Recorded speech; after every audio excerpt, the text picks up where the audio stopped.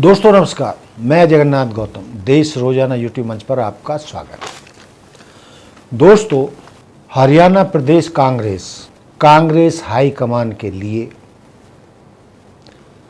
एक दुस्वप्न बन गया है। हरियाणा में संगठनात्मक चुनाव आला कमान की घोषणा के बावजूद आज तक संभव नहीं हो पाए हैं। ना तो प्रदेश अध्यक्ष चुना गया है, ना ही घोषणा के बावजूद हरियाणा में जिलाध्यक्षों की घोषणा हो पाई है। अब सवाल ये है कि कांग्रेस के संगठनात्मक चुनाव क्यों अटके हुए हैं, जबकि हाईकमान ने भी पूरी ताकत हरियाणा में झोंक रखी है। हरियाणा प्रभारी भी भेज रखे हैं। राहुल गांधी खुद हरियाणा में आकर कांग्रेस जनों की बैठक ले चुके हैं।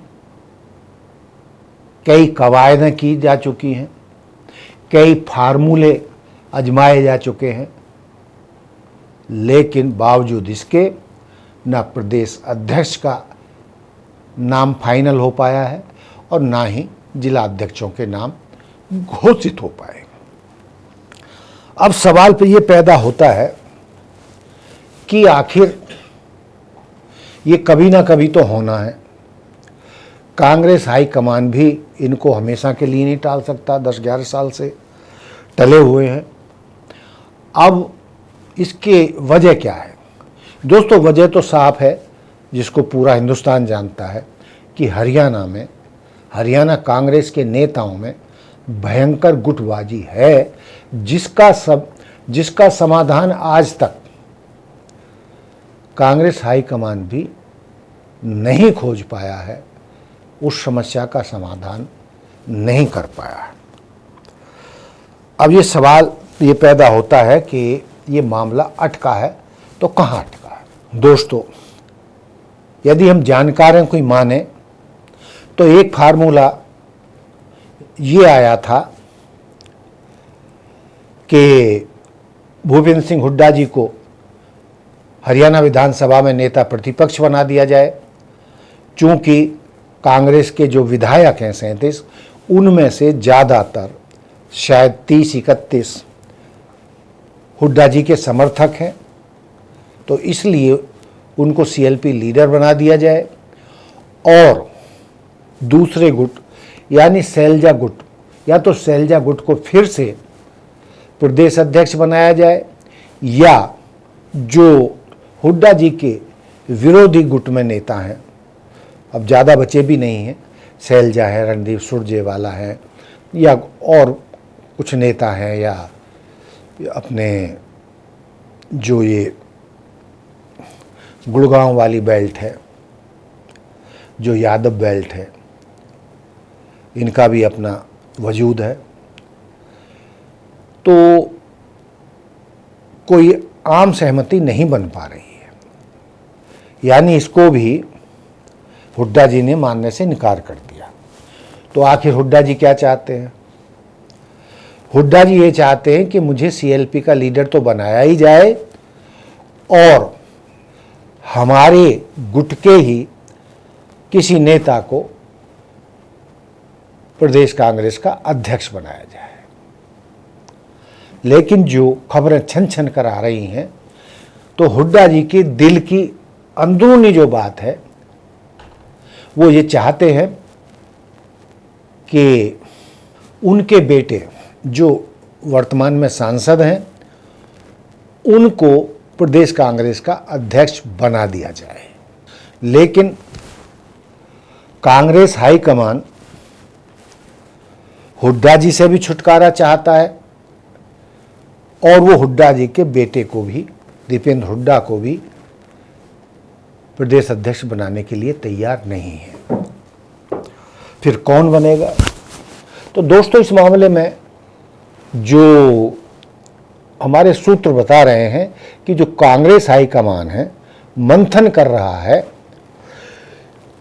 कि किसी मतलब भाजपा की तर्ज पर किसी ओबीसी को प्रदेश कांग्रेस अध्यक्ष बनाया जाए, यानी जिस तरीके से भाजपा ने पूरे देश के पूरे ओबीसी समाज को भाजपा के झंडे तले लाकर खड़ा कर दिया है, और ओबीसी समाज ही भाजपा की सबसे बड़ी ताकत है, जिसके बल पर वो विधानसभा चुनाव जीतता है और लोकसभा चुनाव जीतता है।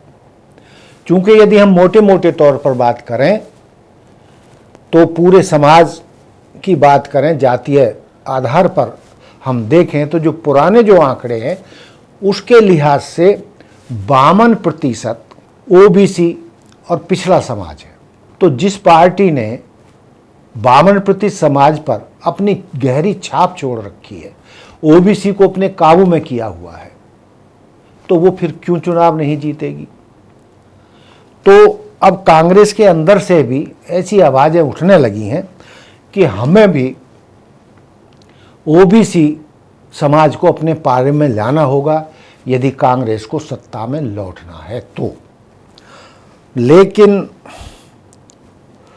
हरियाणा में ओबीसी समाज से कोई ऐसे चेहरे नहीं हैं, अभी तक दिखाई नहीं दे रहे हैं कि वो प्रदेश अध्यक्ष का कार्यभार संभालकर हरियाणा में पार्टी को सत्ता में लाने लायक बना सकें।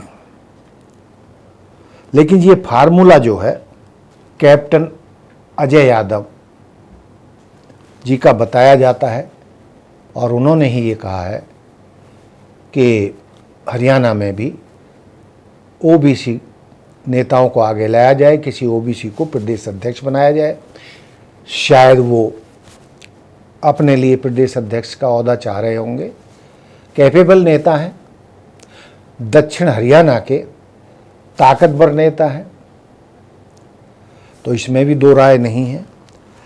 लेकिन ये मामला इतना आसान है नहीं जितना कांग्रेस हाईकमान सोच रहा है। कांग्रेस हाईकमान किसी जाट या जाटव यानी दलित को प्रदेश अध्यक्ष बनाना नहीं चाहता, तो हुड्डा जी की शैलजा का पत्ता यूं ही कट जाता है। और यदि ओबीसी में से किसी को बनाते हैं तो ऐसा कोई चेहरा है नहीं। और अंदर से कुछ बातें तो ऐसी भी आ रही हैं कि राजकुमार सैनी जो पहले भाजपा के सांसद रहे हैं और अपनी बात कहने के लिए वो बड़े प्रसिद्ध रहे हैं, उन्होंने जिस तरीके से हरियाणा में जाट आधिपत्य को चुनौती दी थी, जाटों के खिलाफ अभियान छेड़ा था, उसके लिए उनको जाना जाता है और वो एक जाना पहचाना चेहरा भी हैं, सांसद भी रहे हैं। तो ये कवायदें भी चल रही हैं कि राजकुमार सैनी जी को कांग्रेस में लाकर उनको जो है एक अच्छा पद दिया जाए या ओबीसी समाज को एक मंच पर लाने का काम उनको सौंपा जाए। तो ये भी संभव है, ये भी कहा जा रहा है कि राजकुमार सैनी कांग्रेस में शामिल हो सकते हैं और कांग्रेस हाईकमान उनको एक बड़ा पद दे सकता है, बड़ी जिम्मेदारी दे सकता है। लेकिन कांग्रेस हाईकमान किसी पंजाबी को भी प्रदेश अध्यक्ष बना सकता है। तो कहने का लब्बो-लुबाब ये है कि जिस तरीके से गोटियां उलझी हुई हैं प्रदेश कांग्रेस हरियाणा में, अभी ये आसानी से दिखाई नहीं दे रहा है कि ये चुनाव आसानी से हो पाएंगे, संगठनात्मक चुनाव। और कुछ जानकार ये भी कहते हैं कि एक बार जो पटरी से रेल उतर जाती है उसको दोबारा उस पटरी पर दौड़ाना आसान काम नहीं होता है।